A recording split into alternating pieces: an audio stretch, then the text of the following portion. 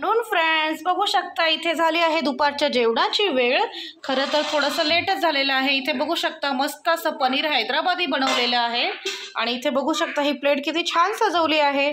बघूनच तोंडाला पाणी सुटलं। त्यामध्ये आहे काकडी, कांदा आणि गाजर आहे। काकडी नाही आहे, क्षमा करा, काकडी सेपरेट प्लेटमध्ये घेतली।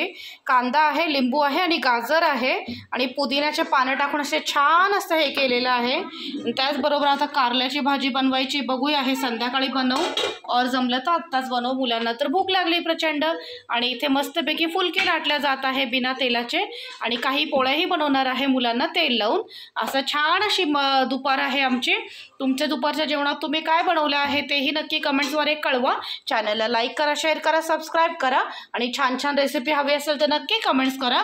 कमेंट्सद्वारे मी तुम्हाला कमेंट्स केले तर मी नक्कीच छान छान रेसिपी शूट करून तुम्हाला रेसिपी पोहोचवेल तुमच्यापर्यंत। तर ठीक आहे मंडळी, भेटूया पुन्हा।